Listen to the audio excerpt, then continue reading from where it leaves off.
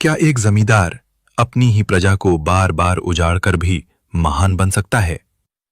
या फिर असली महानता उन लोगों में छिपी होती है जो हर अन्याय के खिलाफ सीना तान कर खड़े हो जाते हैं? प्रस्तुत है महान लेखक मुंशी प्रेमचंद की एक प्रभावशाली कहानी, बांका जमींदार।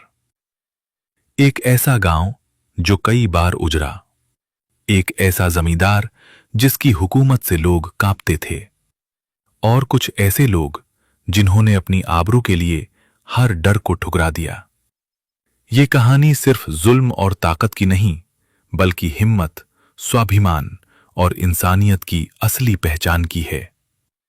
तो आइए डूब जाते हैं इस दिल को छू लेने वाली, सोचने पर मजबूर कर देने वाली कहानी में।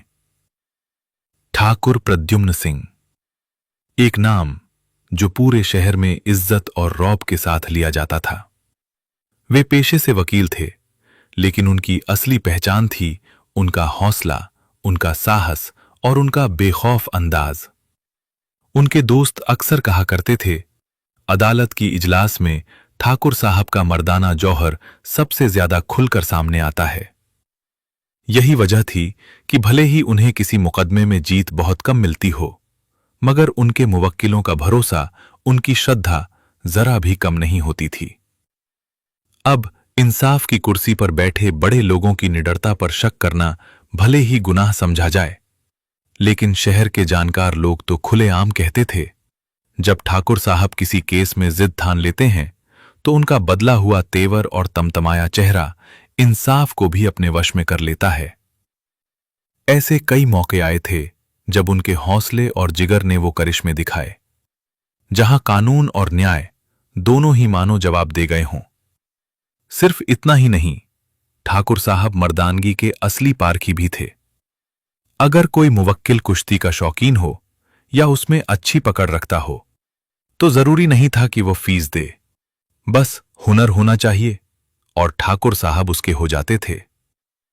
इसी कारण उनके घर पर शहर के पहलवानों और दबंगों की हमेशा भीड़ लगी रहती थी, और यही उनकी वो अनोखी, असरदार और व्यवहारिक कानूनी चाल थी जिसकी काट सोचते हुए इंसाफ को भी कई बार रुककर सोचना पड़ता था। वे गर्व की कद्र करते थे, सच्चे और दिल से निकले गर्व की। उनके घर की ड्योढ़ी भी कुछ ऐसी ही थी, ऊंची, खुली और बेफिक्र, जहां किसी को झुकने की जरूरत नहीं पड़ती थी। हर कोई सिर उठाकर पूरे आत्मसम्मान के साथ अंदर जा सकता था। एक मशहूर किस्सा है, एक बार उन्होंने बहुत आग्रह और विनती के बावजूद एक मुकदमा लेने से साफ इनकार कर दिया। मुवक्किल एक अक्खड़ देहाती था। जब उसने देखा कि विनती करने से काम नहीं बन रहा, तो उसने भी अपना रंग दिखा दिया। अचानक उसने ऐसा जोर लगाया कि वकील साहब अपनी कुर्सी से नीचे जा गिरे।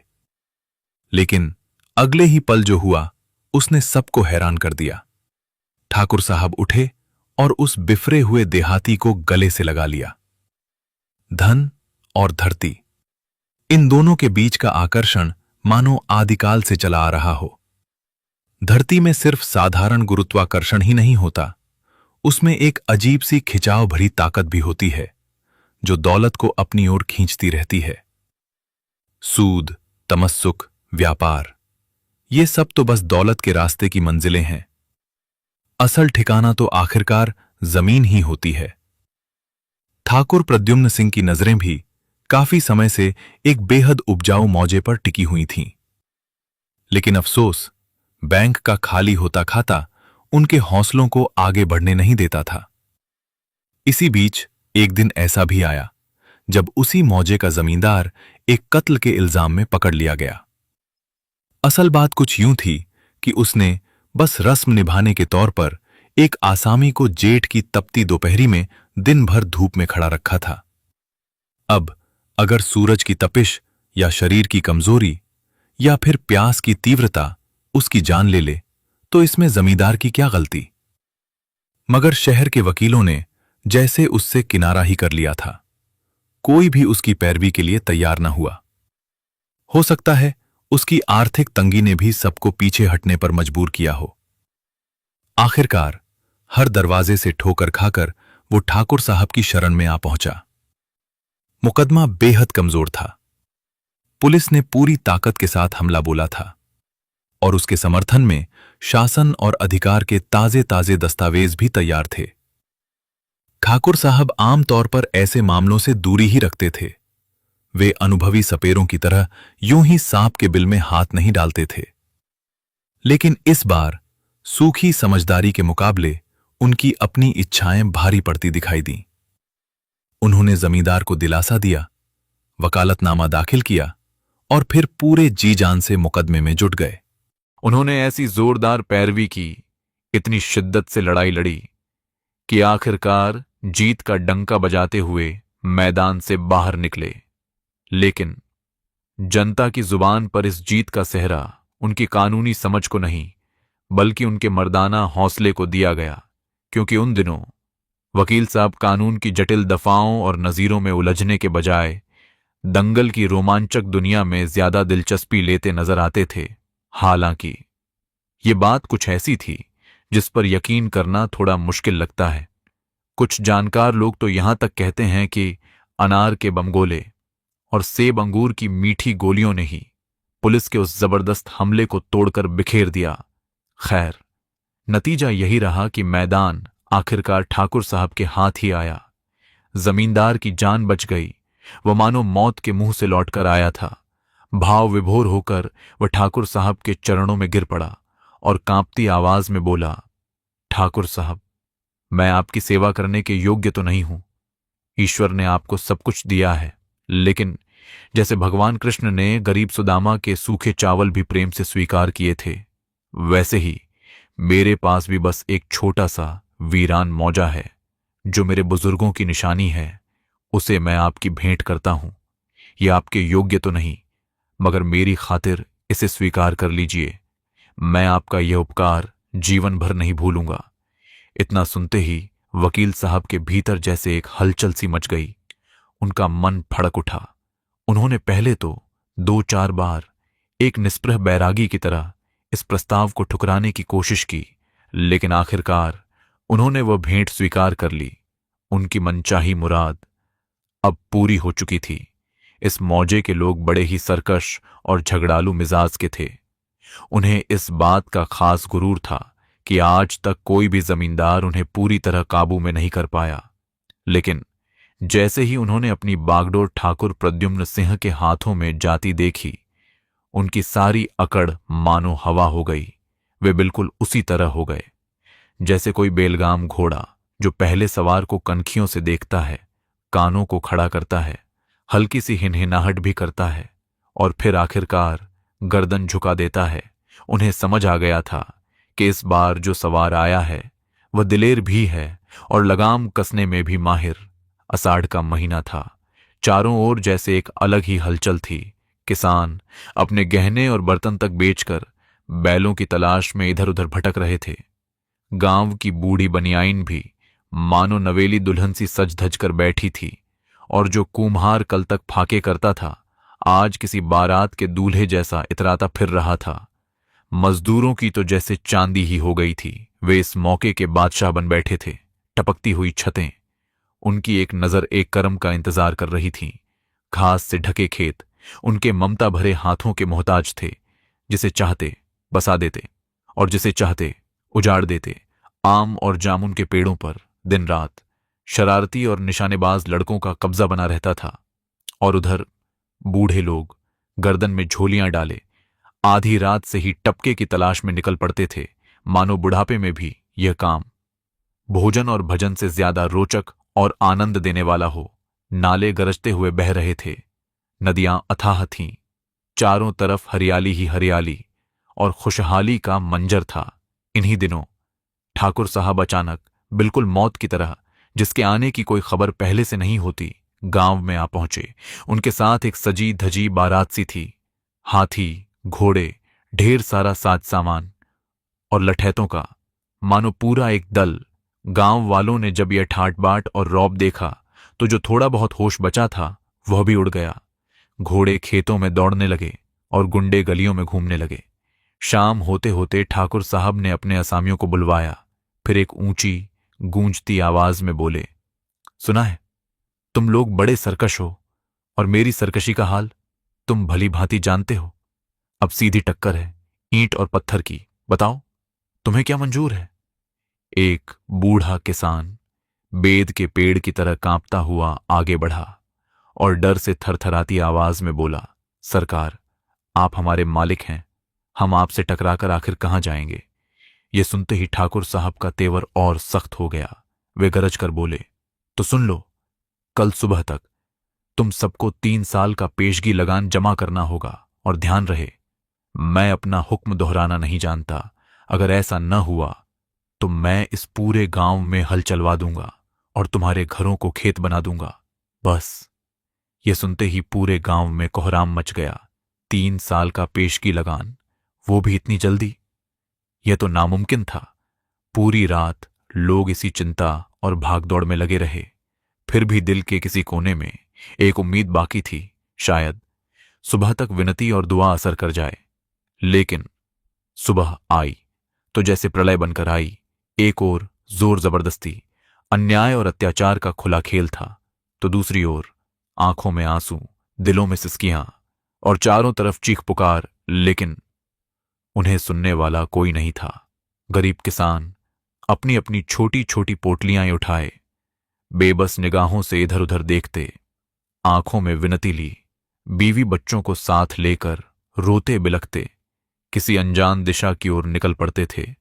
और जब शाम हुई तो पूरा गांव उजड़ चुका था। यह खबर आग की तरह चारों ओर फैल गई। लोगों के मन में यह तक सवाल उठने लगा, क्या ठाकुर साहब सचमुच इंसान हैं? गांव अब वीरान पड़ा था, न कोई उसे बसाने वाला, न कोई बच्चे जो उसकी गलियों में खेले, न कोई औरतें जो कुओं पर पानी भरती दिखाई दें। राह चलते मुसाफिर जब इस उजाड़ मंजर को देखते तो ठहरकर अफसोस करते और सोचते, न जाने उन बेबस लोगों पर जो इस वीराने से निकल गए क्या बीती होगी। आह, जो कभी अपनी मेहनत की कमाई खाते थे, जो सिर उठाकर इज्जत के साथ जीते थे, आज वही कहीं और जाकर दूसरों की गुलामी करने को मजबूर हो गए। इस तरह पूरा 1 साल बीत गया। फिर जैसे गांव के सोए हुए नसीब जाग उठे। जमीन तो थी ही उपजाऊ, मकान भी खड़े थे। धीरे धीरे उस जुल्म की कहानी फीकी पड़ने लगी और लालच भरी नजरें फिर से उस गांव की ओर उठने लगी। लोग सोचने लगे, मान लिया जमींदार जालिम है, सख्त है, बेरहम है, तो क्या हुआ, हम उसे मना लेंगे। 3 साल की पेशगी लगान, अरे जो कहेगा मान लेंगे, जैसे खुश होगा वैसे खुश कर देंगे। उसकी गालियां भी हमें दुआ जैसी लगेंगी और उसके जूते सिर आंखों पर रखेंगे। वह राजा है और हम उसके सेवक। सच ही तो है, जिंदगी की इस जद्दोजहद में आत्मसम्मान को बचाए रखना कितना कठिन काम है। फिर दूसरा आषाढ़ आया और वही उजड़ा हुआ गांव एक बार फिर बगीचे की तरह हरा भरा हो उठा। बच्चे अपने अपने दरवाजों पर फिर से घरौंदे बनाने लगे। खेतों में मर्दों की ऊंची आवाज में गाए जाने वाले गीत गूंजने लगे और चक्कियों पर औरतों के मधुर सुर लहराने लगे।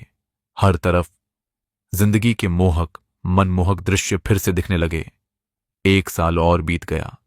जब रब्बी की दूसरी फसल आई तो खेतों में लहराती सुनहरी बालियां देखकर किसानों के दिल भी झूम उठते थे।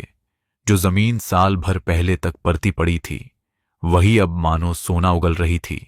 औरतें खुश थीं, इस बार नए नए गहने बनवाएंगे। मर्दों के मन में भी उमंग थी, अच्छे तगड़े बैल खरीदेंगे। और दारोगा जी, उनकी खुशी का तो जैसे कोई ठिकाना ही नहीं था। जब ये खुशखबरी ठाकुर साहब तक पहुंची तो वे खुद गांव का मुआयना करने निकल पड़े। वही पुराना ठाट बाट, वही लठैतों का दल और वही गुंडों की फौज। गांव वालों ने भी उनके स्वागत की जोर शोर से तैयारियां शुरू कर दी। मोटे ताजे बकरों का एक झुंड चौपाल के पास बांध दिया गया, लकड़ियों के ढेर लगा दिए गए और दूध के हौज तक भर दिए गए। जैसे ही ठाकुर साहब गांव की मेड़ पर पहुंचे, करीब 100 आदमी हाथ जोड़कर उनकी अगवानी में खड़े थे। लेकिन सबसे पहली मांग जो उठी वह थी लेमनेड और बर्फ। बस ये सुनते ही असामियों के होश उड़ गए। इस वक्त उस वीराने में एक बोतल ठंडा पानी भी अमृत के बराबर थी। बेचारे देहाती इन अमीरों के नखरे क्या समझते। वे मुजरिमों की तरह सिर झुकाए खड़े रहे, चेहरों पर शर्म, दिलों में डर और मन ही मन ईश्वर से प्रार्थना, हे भगवान अब तू ही संभाल ले। लेकिन जब बर्फ की ठंडक न मिली तो ठाकुर साहब का गुस्सा और भड़क उठा। वे गरजते हुए बोले, मैं कोई शैतान नहीं हूं कि बकरों का खून पीकर अपनी प्यास बुझाऊं। मुझे चाहिए ठंडी बर्फ, और अब मेरी यह प्यास तुम्हारे और तुम्हारी औरतों के आंसुओं से ही बुझेगी। एहसान फरामोशों, नीच लोगों, मैंने तुम्हें जमीन दी, मकान दी, इज्जत दी, और बदले में तुम मुझे यह दे रहे हो कि मैं यहां खड़ा एक घूंट ठंडे पानी को तरसूं। तुम लोग किसी रियायत के काबिल नहीं हो। कल शाम तक मैं तुम में से किसी की सूरत इस गांव में नहीं देखना चाहता, वरना प्रलय आ जाएगा। तुम जानते हो मैं अपना हुक्म दोहराता नहीं। यह रात तुम्हारी है, जो कुछ ले जाना है ले जाओ, लेकिन कल शाम मुझे यहां किसी की मनहूस शक्ल नहीं दिखनी चाहिए। और यह रोना धोना बंद करो। मेरा दिल पत्थर का है और कलेजा लोहे का, आंसुओं से मैं पिघलता नहीं। और हुआ भी ठीक वैसा ही। अगली रात पूरे गांव में एक भी दिया जलाने वाला न बचा। जो गांव कल तक हंसता खेलता फलता फूलता था, वही अब एक भूतों के डेरों जैसा सुनसान हो चुका था। बहुत दिनों तक यह घटना आसपास के मनचले किस्सा घोयों के लिए दिलचस्प किस्सों का खजाना बनी रही। किसी साहब ने तो इस पर अपनी कलम भी चला दी। बेचारे ठाकुर साहब इतने बदनाम हुए कि उनका घर से निकलना तक मुश्किल हो गया। उन्होंने बहुत कोशिश की कि गांव फिर से बस जाए, मगर कौन अपनी जान जोखिम में डालता, उस अंधेर नगरी में कदम रखने की हिम्मत करता, जहां मानो मोटापे की सजा फांसी थी। कुछ मजदूर पेशा लोग किस्मत आजमाने जरूर आए, लेकिन वे भी कुछ महीनों से ज्यादा टिक न सके। उजड़ा हुआ गांव दरअसल खोया हुआ भरोसा होता है, और वह भरोसा दोबारा कायम होना बहुत कठिन काम है। आखिरकार जब कोई उपाय न चला तो ठाकुर साहब ने मजबूर होकर आराजी माफ करने का ऐलान कर दिया। लेकिन इस फैसले ने उनकी बची खुची इज्जत भी छीन ली। इस तरह 3 साल और बीत गए। एक दिन उसी वीराने में बंजारों का एक काफिला आ पहुंचा। शाम ढल रही थी। पूरब दिशा से अंधेरा धीरे धीरे फैलता चला आ रहा था। बंजारों ने देखा पूरा गांव सुनसान पड़ा है। जहां कभी इंसान रहते होंगे, वहां अब गिद्ध और गीदड़ डेरा डाले हुए थे। यह अजीब सा रहस्य उनकी समझ से परे था। मकान खड़े थे, जमीन उपजाऊ थी, चारों ओर हरियाली लहरा रही थी, लेकिन इंसान का कहीं नामो निशान नहीं। पास में कोई और गांव भी नहीं था, इसलिए उन्होंने यहीं पड़ाव डाल दिया। सुबह हुई तो बैलों के गलों में बंधी घंटियों ने फिर अपना मधुर रजत सा संगीत छेड़ दिया। जब काफिला आगे बढ़ा तो रास्ते में एक चरवाहे ने उन्हें इस उजड़े गांव की पूरी कहानी सुना दी। जोर जबरदस्ती, अत्याचार और बर्बादी की कहानी। दुनिया भर में भटकने वाले ये बंजारे मुश्किलों के आदी थे। उन्होंने आपस में मशविरा किया और फिर एक फैसला लिया। वे सीधे ठाकुर साहब की ड्योढ़ी पर जा पहुंचे और नजराने पेश कर दिए। बस फिर क्या था, गांव एक बार फिर आबाद हो उठा। ये बंजारे बड़े ही मजबूत इरादों वाले थे। लोहे जैसी हिम्मत और अडिग जज्बा उनके आते ही मानो गांव में लक्ष्मी का वास हो गया। घरों से फिर धुएं के बादल उठने लगे। कोल्हाड़ों ने फिर से भाप और धुएं की चादर ओढ़ ली। तुलसी के चौबारे पर फिर दीपक जगमगाने लगे। रात को रंगीले मिजाज के नौजवानों की गूंजती अलापें सुनाई देने लगीं। चरागाहों में मवेशियों के झुंड फिर दिखाई देने लगे, और किसी पेड़ के नीचे बैठा एक चरवाहा अपनी बांसुरी से ऐसी मधुर, ऐसी गहरी धुन छेड़ता कि उस पूरे प्राकृतिक दृश्य में एक जादुई आकर्षण भर जाता। दर्द भी और सुकून भी। भादों का महीना था। चारों ओर जैसे रंगों की बरसात हो रही थी। कपास के फूल कहीं सुर्ख कहीं सफेद अपनी मुलायम चमक बिखेर रहे थे। तिल की फसल हल्की ऊदी आभा में लहलहा रही थी। और सन का चटक पीला रंग जैसे दूर से ही आंखों को अपनी ओर खींच लेता हो। किसानों की मड़इयों और छप्परों पर भी फल फूलों की रंगीन छटा झलक रही थी। ऊपर से हल्की हल्की बारिश की फुहारें मानो इस प्राकृतिक सौंदर्य का श्रृंगार कर रही हों। जैसे किसी साधु का हृदय सत्य की ज्योति से भरा होता है, वैसे ही सागर और तालाब निर्मल, स्वच्छ और शांत जल से लबालब भरे थे। ऐसा लगता था मानो देवराज इंद्र कैलाश की ठंडी ऊंचाइयों से उतरकर अब मैदानों की ओर आने वाले हों। शायद इसी कारण प्रकृति ने अपने सौंदर्य के साथ साथ समृद्धि, सिद्धि और आशाओं के भंडार भी खोल दिए थे। इधर वकील साहब के मन में भी सैर की इच्छा जाग उठी और फिर हमेशा की तरह अपने शाही ठाट बाट के साथ वे गांव में आ पहुंचे।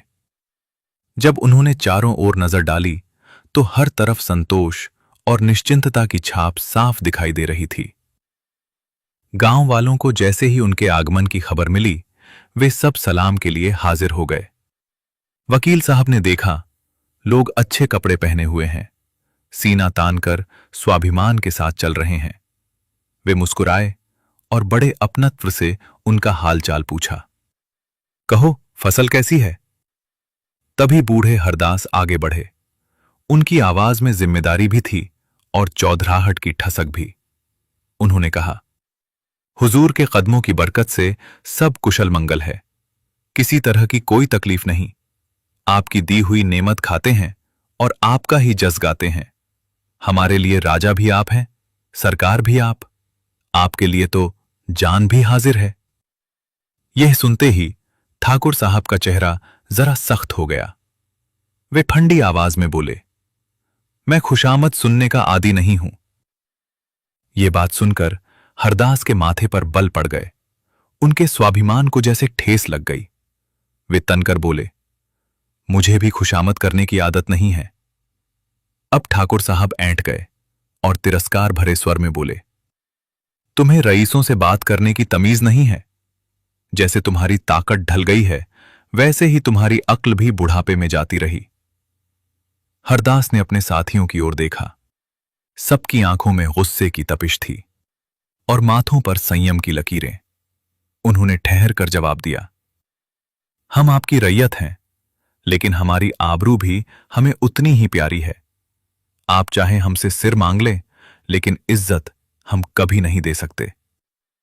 हरदास के कई जोशीले साथियों ने ऊंची आवाज में समर्थन किया। हां, आबरू जान से बढ़कर है। अब ठाकुर साहब का गुस्सा भड़क उठा। उनका चेहरा तमतमा गया। वे गरजते हुए बोले, अपनी जुबान संभाल कर बात करो, वरना जैसे गले में झोलियां लटकाए आए थे, वैसे ही यहां से निकाल दिए जाओगे। मैं प्रद्युम्न सिंह हूं और मैंने तुम जैसे न जाने कितने घमंडी लोगों को यहीं कुचलवा दिया है। इतना कहकर उन्होंने अपने लठैतों के सरदार अर्जुन सिंह को बुलाया और सख्त लहजे में आदेश दिया, ठाकुर, अब इन चींटियों के पर निकल आए हैं। कल शाम तक इन सब से मेरा गांव साफ हो जाना चाहिए। हरदास खड़ा हो गया। अब उसका गुस्सा आंखों से चिंगारियों की तरह फूट रहा था। वह दृढ़ आवाज में बोला, हमने ये गांव छोड़ने के लिए नहीं बसाया है। जब तक जिएंगे यहीं रहेंगे, यहीं जन्म लिया है और यहीं मरेंगे। आप बड़े आदमी हैं और बड़ों की समझ भी बड़ी होती है। हम तो ठहरे अक्खड़ अनपढ़ गांव वाले, पर यूं बेवजह कि जान के पीछे मत पड़िए, खून खराबा हो जाएगा। उसने एक पल रुककर सीधे ठाकुर साहब की आंखों में देखते हुए कहा, लेकिन अगर आपको यही मंजूर है तो हमारी तरफ से आपके सिपाहियों को खुली चुनौती है। जब चाहे अपने दिल के अरमान निकाल लें। इतना कहकर उसने ठाकुर साहब को सलाम किया और मुड़कर चल पड़ा। उसके साथी भी गर्व से सिर ऊंचा किए अकड़ते हुए उसके पीछे पीछे चल दिए। उधर अर्जुन सिंह ने यह सब देखा। उनके तेवर, उनकी आंखों की आग सब भांप लिया। वो समझ गया, ये लोग साधारण नहीं, ये तो सचमुच लोहे के चने हैं। लेकिन वो भी शोहदों का सरदार था। अपनी इज्जत का सवाल था। अगले दिन शाम ढलने लगी। जब दिन और रात आमने सामने खड़े थे, तभी दोनों टोलियां आमने सामने आ गईं।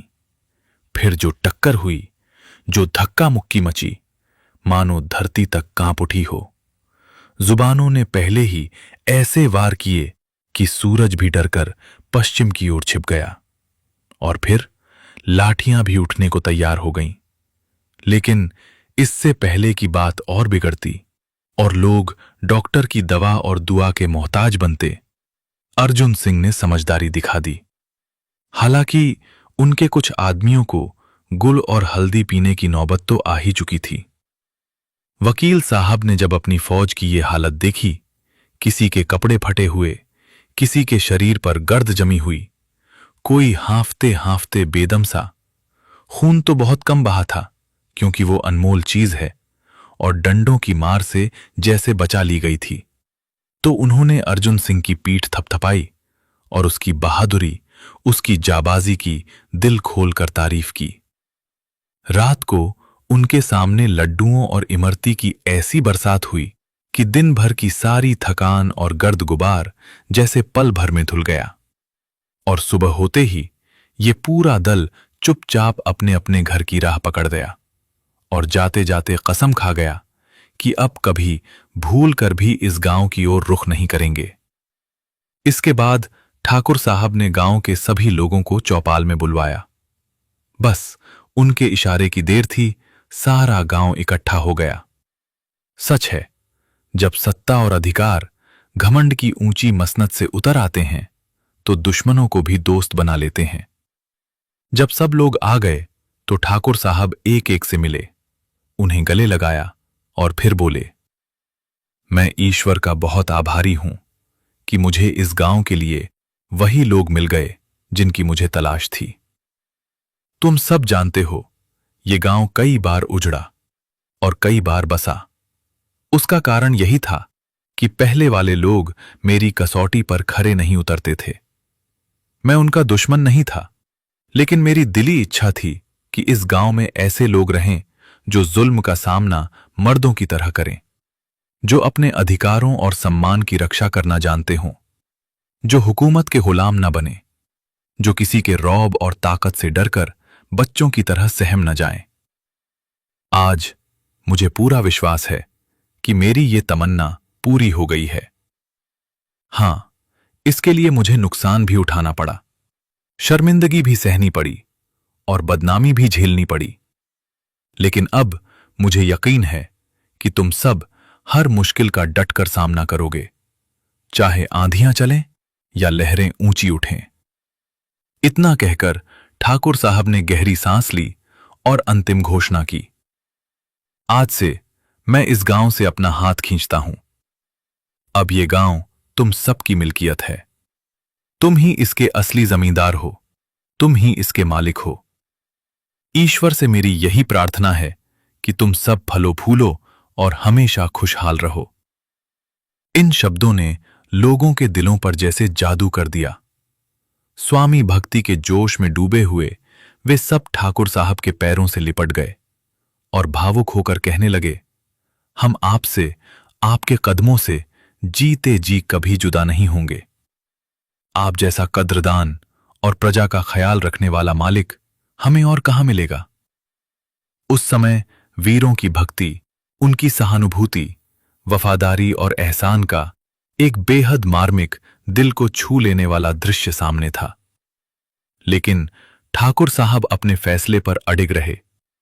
समय बीतता गया, 50 साल से भी अधिक गुजर गए।